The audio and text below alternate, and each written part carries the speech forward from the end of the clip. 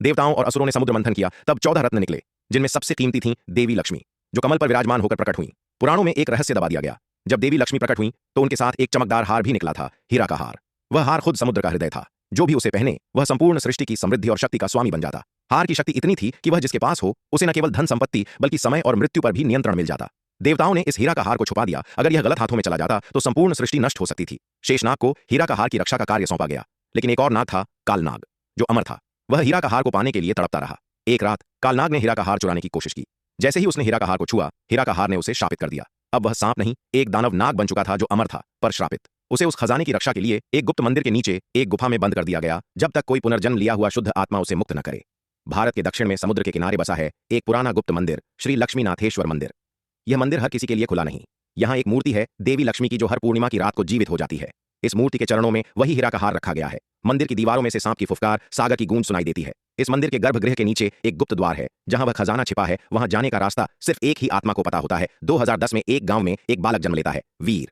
जन्म लेते ही वो देवी लक्ष्मी के भजन गाने लगता है, संस्कृत में। जन्म के समय ही मंदिर की घंटियां अपने आप बज उठीं। उसके माथे पर शंख का निशान था। लोग कहते हैं वह कोई साधारण बालक नहीं, वह उसी संत का पुनर्जन्म है जिसने मंदिर की रक्षा के लिए जान दी थी। जब वह 12 साल का हुआ, उसे अजीब सपने आने लगे, जिनमें समुद्र, नाग, मंदिर और हीरा का हार होते। एक दिन सपने में एक आवाज आई, तू मेरा रक्षक है, लौटा, समय पूरा हो चुका है। उसने उसी रात मंदिर की ओर रुख किया। वीर जब मंदिर पहुंचा, दरवाजा अपने आप खुल गया। पुजारी डर गए, कभी किसी ने गर्भगृह के उस हिस्से को नहीं देखा था। वीर नीचे उतरता गया। वहां उसे मिला कालनाग, जो अब भी हीरा का हार की रक्षा कर रहा था। जैसे ही वीर ने हीरा का हार को छुआ, कालनाग शांत हो गया। कालनाग बोला, तू वही है जिसने पहले जन्म में मेरी मुक्ति का वचन दिया था। आज मैं तुझे हीरा का हार सौंपता हूं, पर इसके साथ एक परीक्षा जुड़ी है। जैसे ही वीर ने हीरा का हार पहना, पूरी पृथ्वी पर कंपन हुआ। मंदिर का शिखर चमकने लगा। हर तरफ देवी लक्ष्मी छवि दिखने लगी। मंदिर की देवी लक्ष्मी की मूर्ति मुस्कुराने लगी। समुद्र में उथल पुथल मच गई। एक पुरानी शक्ति जाग चुकी थी। वो था मायासुर, जो हीरा का हार को चुराना चाहता था। अब वीर को अपनी शक्ति से उस राक्षस से लड़ना था। समुद्र के भीतर मंदिर के गर्भ से एक छुपा द्वार खुला और वीर ने देवी लक्ष्मी की कृपा से त्रिशक्ति अस्त्र प्राप्त किया। समुद्र में भयंकर युद्ध हुआ। वीर ने मायासुर को पराजित किया। मंदिर की मूर्ति से निकली देवी लक्ष्मी की आत्मा और वीर को आशीर्वाद देकर बोली, तू मेरा पुत्र समान है। जब भी धर्म संकट में होगा, मैं तुझे पुकारूंगी।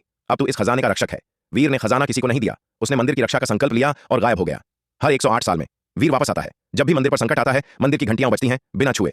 वीर एक रात मंदिर चला गया। उस रात पूरे गांव की बिजली चली गई। मंदिर के अंदर से एक तेज प्रकाश निकला। सुबह देखा गया, मूर्ति के चरणों से हार गायब है और वीर भी। लेकिन मंदिर की दीवार पर एक नई मूर्ति उभर आई थी, देवी लक्ष्मी और वीर की, और उस पर लिखा था, समय आने पर मैं फिर लौटूंगी और हीरा का हार से फिर होगी सृष्टि की रक्षा। वीडियो को लाइक करें, कमेंट करें और चैनल को सब्सक्राइब जरूर करें।